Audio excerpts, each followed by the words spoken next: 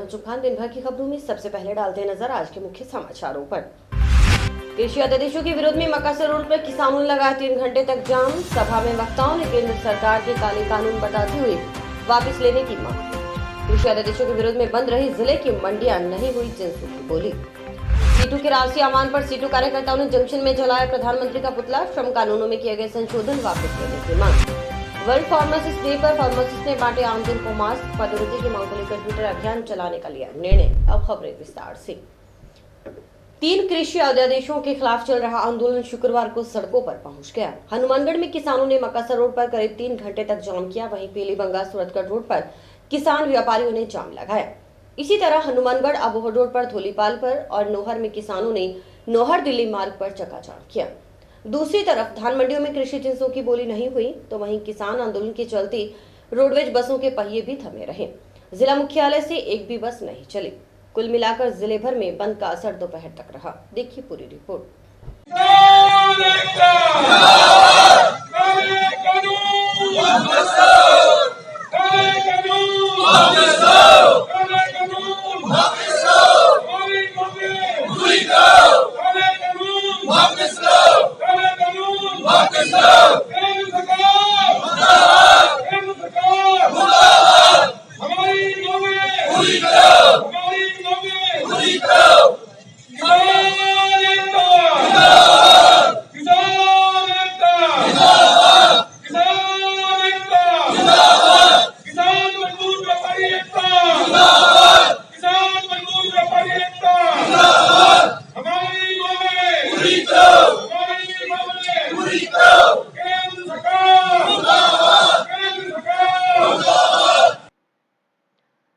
कृषि अध्यादेशों के खिलाफ शुक्रवार को किसान, मजदूर और व्यापारियों ने जिले भर में चक्काजाम किया। जिला मुख्यालय के पास मकासर रोड पर करीब 3 घंटे तक सड़क जाम कर केंद्र सरकार के खिलाफ जमकर नारेबाजी की गई।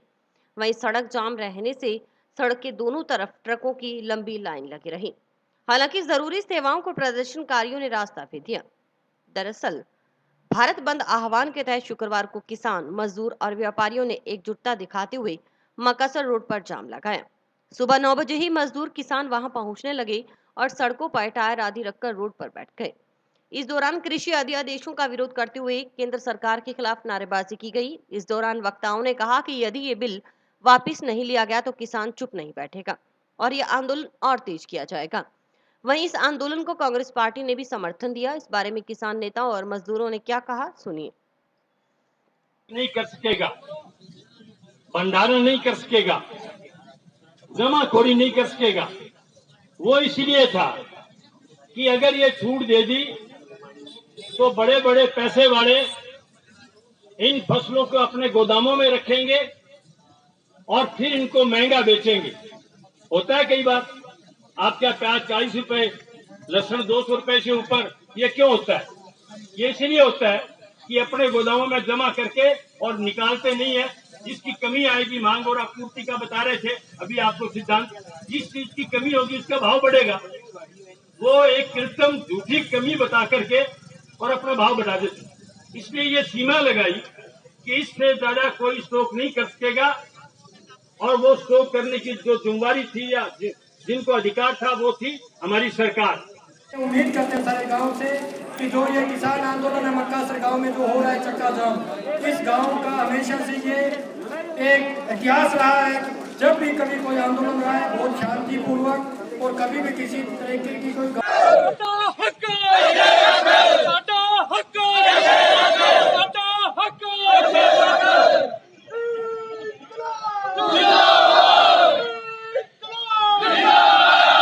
ये बिल किसानों के लिए डेथ वारंट है। ये किसान यदि ये बिल लागू हुआ, जहाँ हमारे से वापस नहीं हुआ, तो हमारे ये धीरे धीरे हमको 5-4 सालों में ख़त्म कर देंगे और नौकर, मालिक से नौकर बनने का ये बिल है हमारा किसानों का। इसके लिए लड़ाई के लिए हमारा पूरा परिवार, हमारा पूरा एरिया अब पंजाब के साथ खड़ा है। पंजाब, हरियाणा के किसान जिस प्रकार लड़ रहे हैं उसी तर्ज पर राजस्थान का किसान भी एकदम खड़ा होगा और हम लास्ट सांस तक लड़ेंगे। हम उनके साथ कंधे से कंधा मिला के खड़े हैं और खड़े रहेंगे। मरना पड़ गया तो पीछे नहीं हटेंगे, गोली हमारे सीने पर खाएंगे, पीठ पर नहीं खाएंगे। आज मक्कासर गांव में किसान, व्यापारी और मजदूर इन सब भाइयों ने इकट्ठा होकर आज हमने चक्का जाम लगाया, जो पहले से भी तय था चक्का जाम। और आज हमने जो केंद्र सरकार जो 3 अध्यादेश लेके आई है उसके विरोध में हमने आज ये चक्का जाम किया है।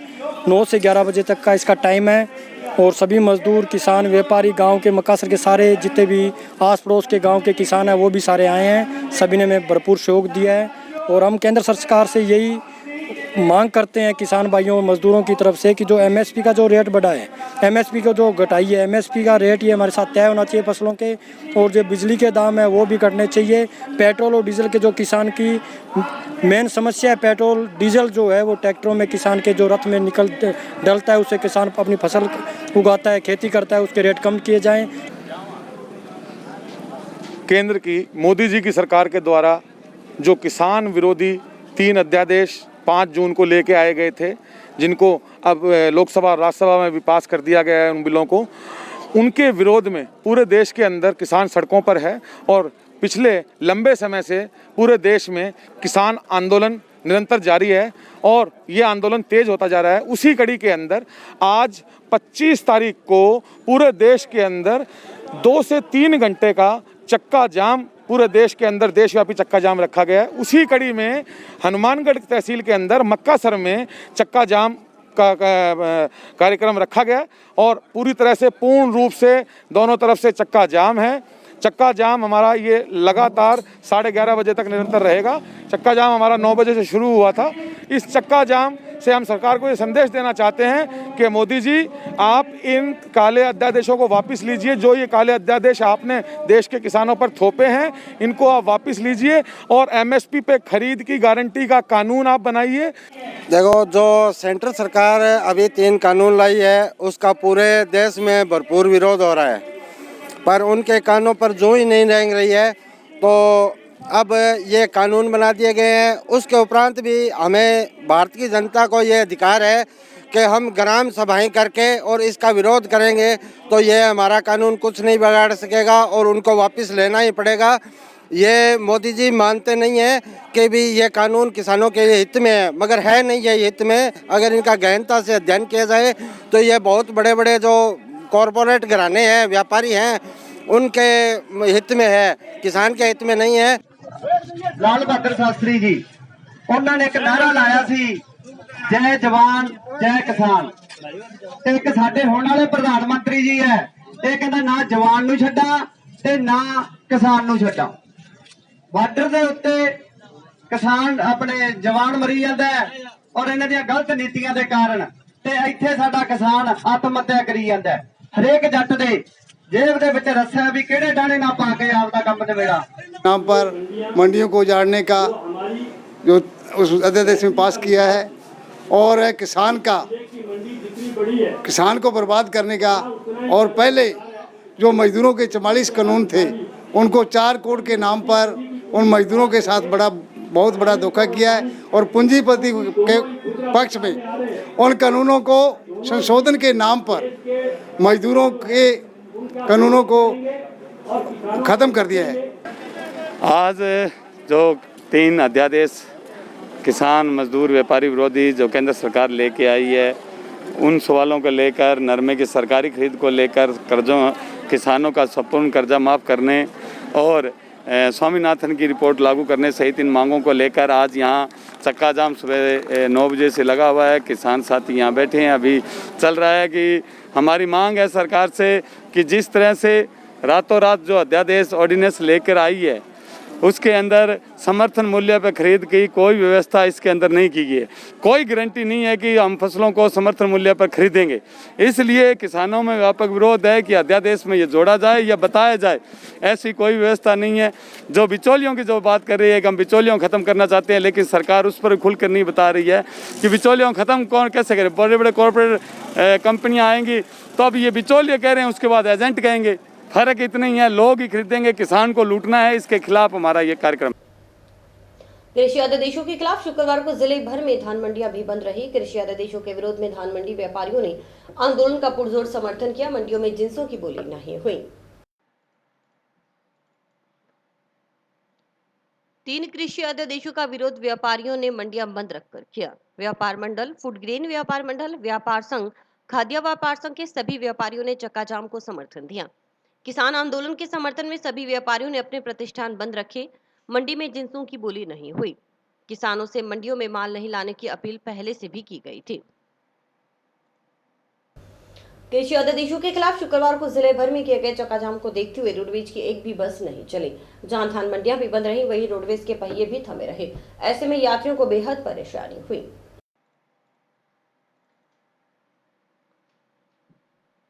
तीन कृषि अध्यादेशों के विरोध में शुक्रवार को रोडवेज की 40 बसें नहीं चलाई गई। किसान आंदोलन को देखते हुए रोडवेज ने यह निर्णय लिया। ऐसे में बसें रोडवेज डिपो में ही खड़ी रही। वहीं बसें नहीं चलने पर जहां रोडवेज प्रबंधन को एक दिन का आर्थिक नुकसान झेलना पड़ा, वहीं बसें नहीं चलने से यात्रियों को भी गंतव्य के लिए महंगा किराया देकर सफर करना पड़ा। इस बारे में रोडवेज प्रबंधन प्रवेश बोराना ने जानकारी दी। आज किसान आंदोलन को मद्देनजर देखते हुए हमने अभी तक कोई शेड्यूल ऑपरेट नहीं किया है। जैसे हमने सुबह हमारे पास आज से हमारे पास इन्फॉर्मेशन आ गई थी कि किसान आंदोलन करेंगे, तो हमने उसको मद्देनजर देखते हुए सर्वे करके देखते हुए हमने गाड़ियाँ नहीं ऑपरेट करी है। और उम्मीद कर रहे हैं कि जैसे अभी सिचुएशन अगर नॉर्मल हो जाएगी उसके बाद हम हमारे शेड्यूल ऑपरेट कर देंगे। फिलहाल कोई शेड्यूल का ऑपरेट नहीं किया। कितने बसें नहीं चली सर? अभी तक सुबह से हमारे लगभग 40 शेड्यूल में नहीं चलाए अभी सुबह से। सीटू के राष्ट्रीय आह्वान पर केंद्र सरकार की मजदूर और किसान विरोधी नीतियों के विरोध में सीटू कार्यकर्ताओं ने प्रधानमंत्री नरेंद्र मोदी का पुतला दहन किया।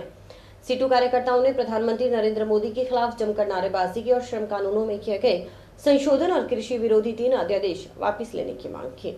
संशोधन किए वापस लो, वापस लो, वापस लो। कानूनों में किए गए संशोधन वापस लो, वापस लो, वापस लो। मोदी सरकार मुर्दाबाद, मोदी सरकार मुर्दाबाद। श्रम कानूनों में किए गए संशोधन वापस लो, वापस लो। श्रम कानूनों में किए गए संशोधन वापस लो, वापस लो, वापस लो। मोदी सरकार होश में आओ, होश में आओ। श्रम कानूनों में मजदूर विरोधी संशोधन वापस लो, वापस लो, वापस लो। इनकलाब जिंदाबाद, जिंदाबाद, जिंदाबाद। मोदी सरकार मुर्दाबाद, मुर्दाबाद, मुर्दाबाद। मोदी सरकार मुर्दाबाद, मुर्दाबाद, मुर्दाबाद। इनकलाब जिंदाबाद।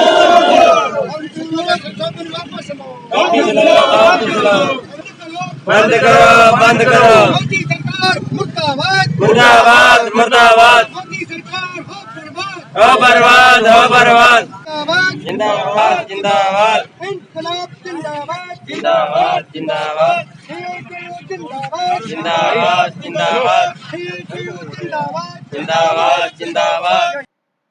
कामरेड रामेश्वर वर्मा ने कहा कि मोदी सरकार ने मजदूरों के 44 श्रम कानूनों को 4 कोड में तब्दील कर दिया, जिसे मोदी सरकार चंद पूंजीपतियों को फायदा पहुंचाने के लिए मजदूरों को गुलामी की ओर धकेल रही है, जिसे सीटू किसी भी सूरत में बर्दाश्त नहीं करेगा। अगर समय रहते मोदी सरकार श्रम कानूनों में किए गए संशोधन और कृषि विरोधी 3 अध्यादेश वापस नहीं लेती है तो इस प्रदर्शन को और उग्र रूप दिया जाएगा। इस दौरान सीटू कार्यकर्ताओं ने प्रधानमंत्री नरेंद्र मोदी का पुतला फूंका।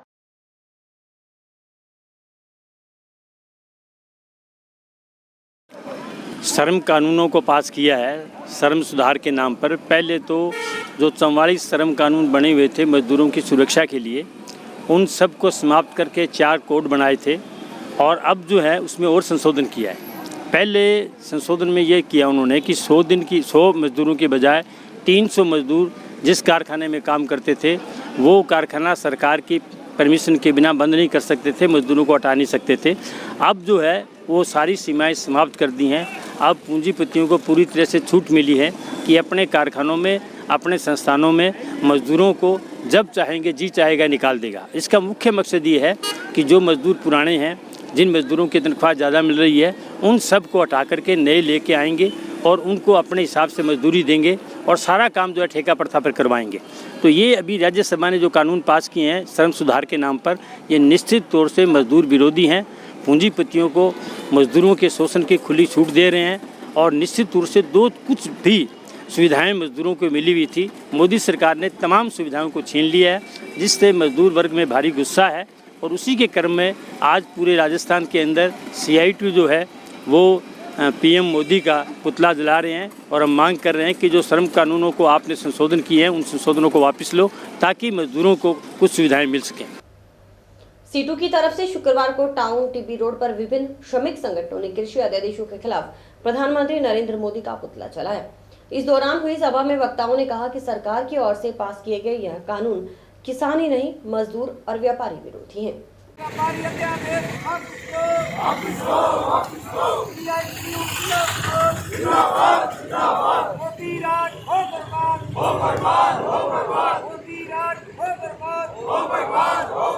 केंद्र सरकार मुर्दाबाद मुर्दाबाद मोदी तेरी कल खुलेगी आज नहीं तो कल खुलेगी आज नहीं तो कल खुलेगी किसान मजदूर व्यापारी विरोधी अध्यादेश वापस लो वापस लो किसान मजदूर व्यापारी अध्यादेश वापस लो मोदी तेरी कल खुलेगी आज नहीं तो कल खुलेगी किसान विरोधी अध्यादेश वापस लो।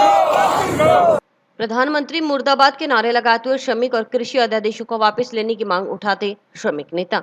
ये दृश्य है टाउन में जनशक्ति भवन के सामने का। यहां सीटू के नेतृत्व में विभिन्न श्रमिक संगठनों ने देश के प्रधानमंत्री नरेंद्र मोदी का पुतला फूंका। इस प्रदर्शन में एफसीआई, पल्लेदार मजदूर राज, शीर्ष मजदूर भाईचारा, कैंटर यूनियन सहित तमाम मजदूर संगठनों के लोग शामिल हुए और कृषि अध्यादेश को देश के लिए काला कानून बताया। वक्ताओं ने कहा कि यह कानून किसानों, छोटे व्यापारी, मजदूरों को बर्बाद कर देगा, इसलिए सरकार को तुरंत प्रभाव से इसे वापस लेना चाहिए। हम बार बार सवाल उठा रहे थे कि बिजली के बिल माफ़ किए जाए, 7500 रुपये जो इनकम टैक्स के दायरे से बाहर है उसको 7500 रुपया मिले, उसके खाते में सरकार डाले। 10 किलो अनाज और तमाम दूसरी खाने पीने वाली चीज़ें सरकार जनता को मुहैया कराए ताकि इस स्थिति से बाहर आया जाए। वो काम नहीं करके लेकिन सरकार अभी जो ये 3 काले अध्यादेश लेकर आई है जिससे निश्चित तौर पर हमारी खेती बर्बाद होगी, क्योंकि हिंदुस्तान खेती पर निर्भर देश है। 80% लोग खेती करते हैं। अगर खेती ख़त्म हो गई तो निश्चित तौर पर मजदूर, किसान और व्यापारी नहीं बचेगा।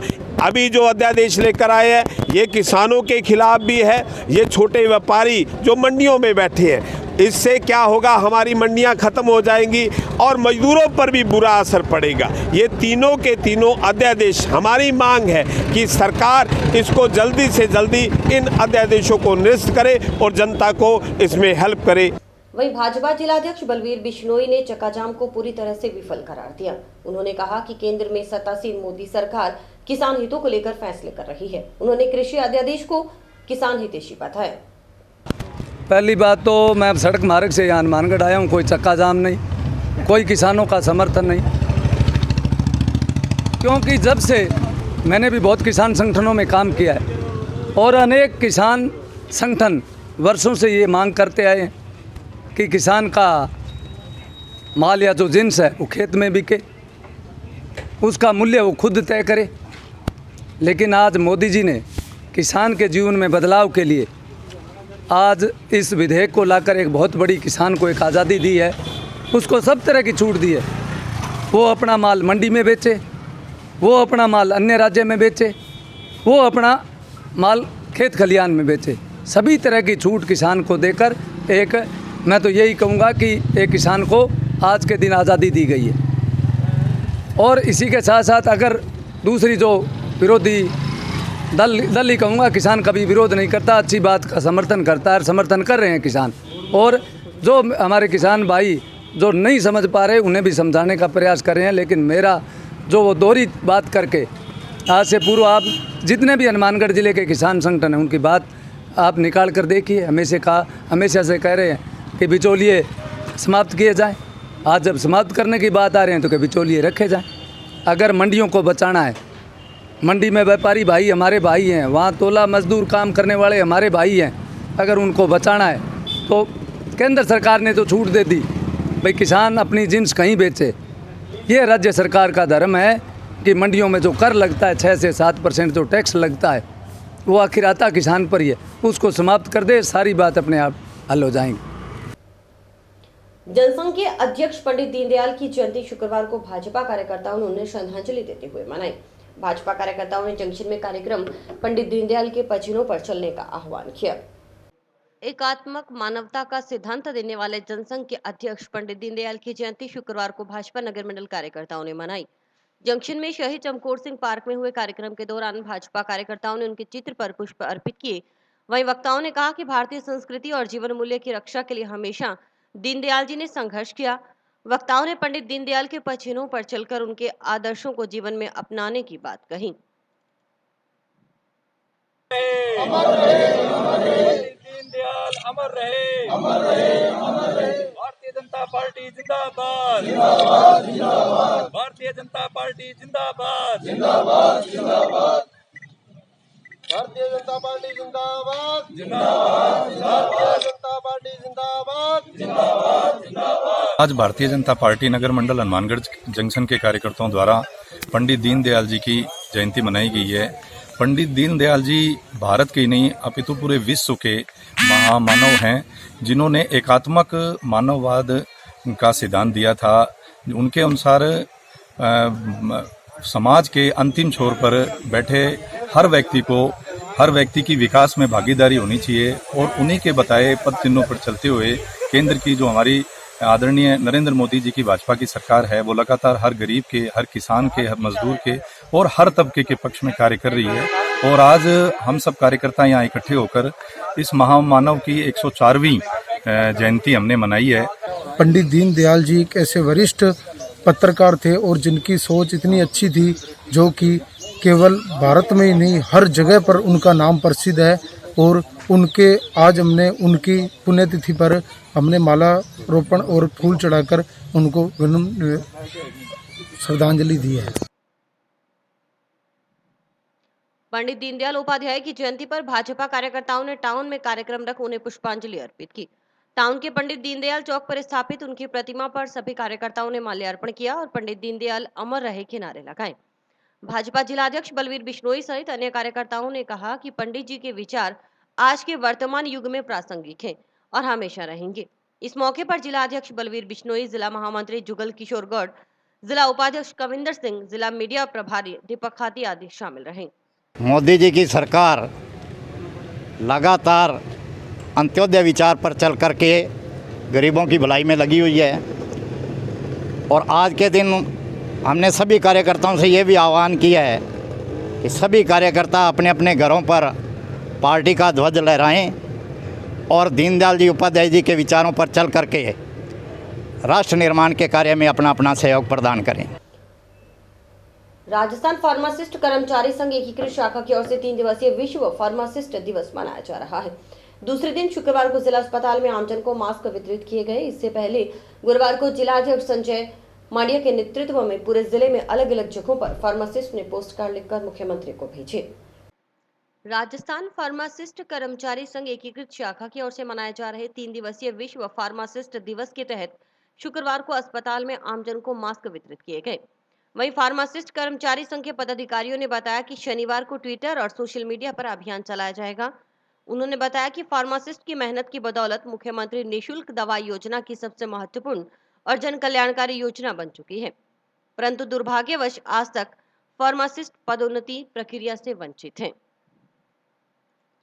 ट्विटर पे अभियान चलाकर अपनी मांगों को उठाएंगे और समय समय पर माननीय मुख्यमंत्री जी को, माननीय चिकित्सा एवं स्वास्थ्य मंत्री जी को अपने मांगों से अवगत करवाते रहेंगे।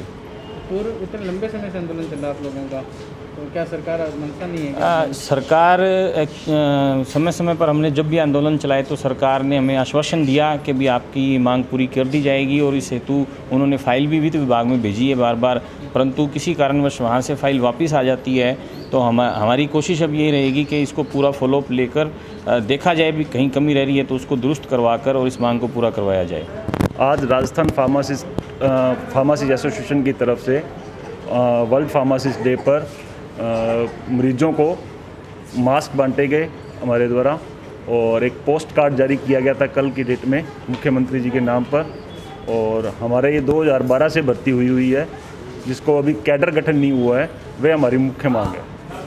टाउन के वार्ड 32 में गली नंबर 4 सूर्यनगर में सीसी रोड के निर्माण कार्य का शिलान्यास शुक्रवार को किया गया। सभापति गणेश बंसल, उप सभापति अनिल खिच्चड़, पीसीसी सदस्य भूपेंद्र चौधरी सहित वार्ड पार्षद आदि मौजूद रहे।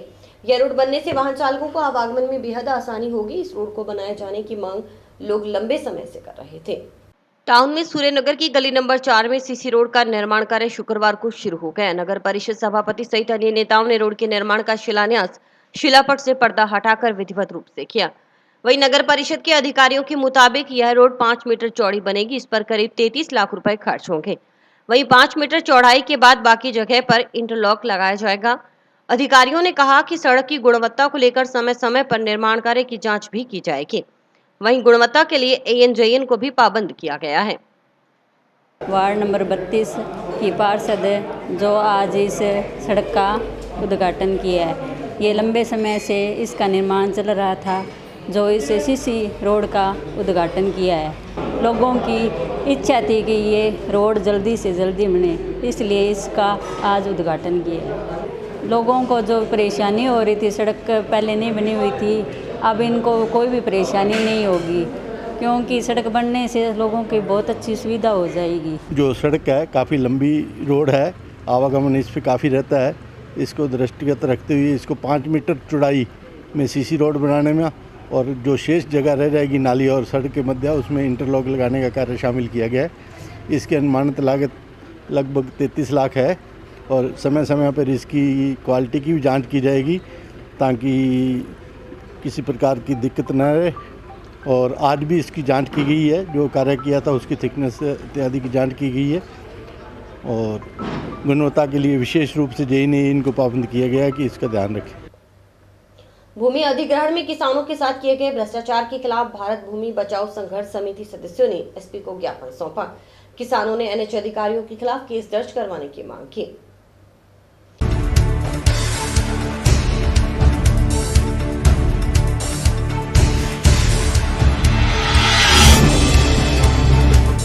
आज हम यहाँ पर SP साहब को एक रिमाइंडर देने आए थे। हमारे राष्ट्रीय नेता रमेश दलाल ने वो रिमाइंडर हमारे पास भेजा है, क्योंकि वो सुप्रीम कोर्ट के वकील के साथ साथ एक किसान नेता भी है। उन्होंने उसको पूरा इंग्लिश में 3 पेज में भेजा, हमने SP साहब को दिया।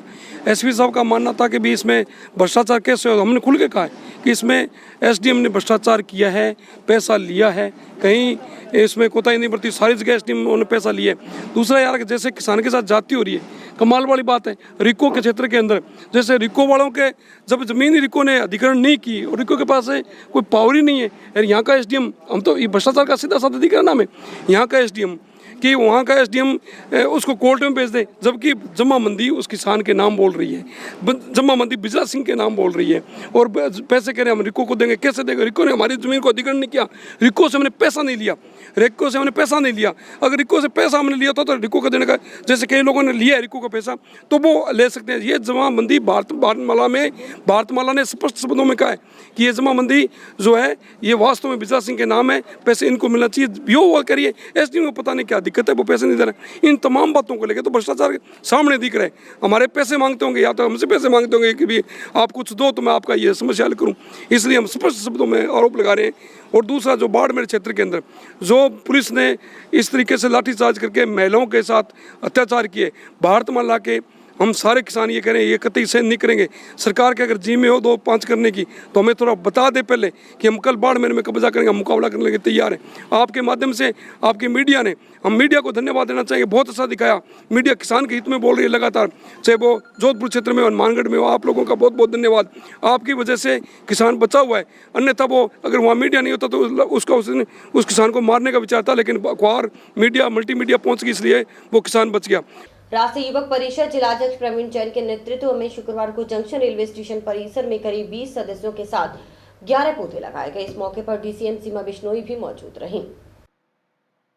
रेलवे परिसर हनुमानगढ़ जंक्शन पर राष्ट्रीय युवक परिषद की ओर से पौधारोपण किया गया। इस दौरान DCM सीमा बिश्नोई ने भी पौधे लगाए। राष्ट्रीय युवक परिषद की ओर से बीकानेर मंडल DCM को सम्मानित किया गया। परिषद के अध्यक्ष प्रवीण जैन ने स्मृति चिन्ह भेंट कर सम्मानित किया। इस मौके पर स्टेशन अधीक्षक जगत नारायण चौधरी व CMI बीकानेर रणजीत सिंह और आला अधिकारी मौजूद रहे। मीडिया प्रभारी नारायण अग्रवाल ने बताया कि परिषद ने अभी तक जिले में 12,500 पौधे लगाए हैं। वहीं चूरू जिले के 20 गांव में करीब 3,000 पौधे लगा दिए गए हैं। कार्यक्रम में शांतिलाल चावा, प्रधानाचार्य रविंद्र मित्तल सहित कई लोग मौजूद रहे।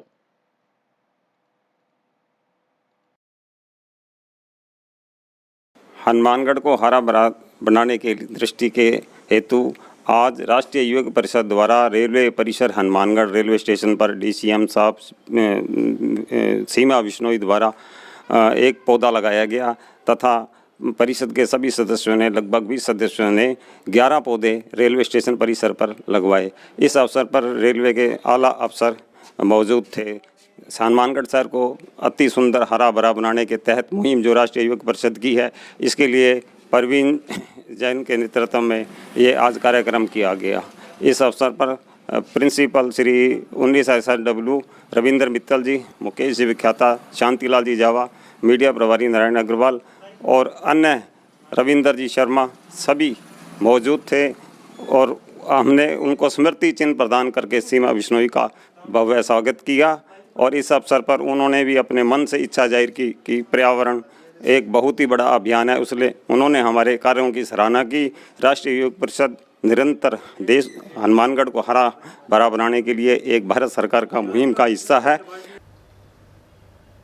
ब्लॉक निष्पादक समिति की मासिक बैठक शुक्रवार को टाउन पंचायत समिति सभागार में हुई। इसमें सरकारी स्कूलों में प्रवेशोत्सव अभियान सहित विभिन्न योजनाओं के आवेदन और प्रगति को लेकर चर्चा की गई। वहीं संस्था प्रधानों को भी दिशा निर्देश दिए गए। टाउन पंचायत समिति में हुई ब्लॉक निष्पादक समिति की बैठक में सभी माध्यमिक और उच्च माध्यमिक स्कूलों के संस्था प्रधानों ने हिस्सा लिया। बैठक में प्रवेशोत्सव अभियान की समीक्षा, उजियारी पंचायत के आवेदन आमंत्रित करने सहित मिड डे मील योजना, इंस्पायर अवार्ड, स्माइल प्रोजेक्ट, शिक्षा दर्शन और विभिन्न योजनाओं को लेकर समीक्षा और चर्चा की गई। इस दौरान संस्था प्रधानों ने सुझाव भी रखे। वहीं संस्था प्रधानों ने विभिन्न समस्याएं बताई। इस बारे में CBO रजनीश गोदारा ने जानकारी दी। निष्पादक समिति हनुमानगढ़ की मासिक बैठक आज पंचायत समिति सभागार में आयोजित की गई, जिसमें समस्त ब्लॉक के उच्च माध्यमिक विद्यालय और माध्यमिक विद्यालयों के संस्था प्रधानों ने भाग लिया। इसमें प्रवेशोत्सव अभियान की समीक्षा की गई, उजियारी पंचायत के प्रस्ताव आमंत्रित किए गए, नामांकन अभियान पर चर्चा हुई, mid day meal, inspire award, 10वीं और 12वीं में 80% से अधिक अंक प्राप्त करने वाले विद्यार्थियों को, निम्न आय वर्ग के विद्यार्थियों के आवेदन पत्र जो कि CSR के तहत गोद दिए जाने हैं, उनके आवेदन पत्रों के प्रस्ताव भी आमंत्रित किए गए। ब्लॉक रैंकिंग के विभिन्न बिंदुओं की समीक्षा की गई और विद्यालयों के अंदर कोरोना काल के अंदर जो शैक्षणिक परिदृश्य, स्माइल, शिक्षा दर्शन, शिक्षा वाणी कार्यक्रमों के प्रभावी क्रियान्वयन के संबंध में भी विचार विमर्श किया गया। और इसी के साथ समाचार समाप्त हुए। रोजाना देखते रहिए समाचार। नमस्कार।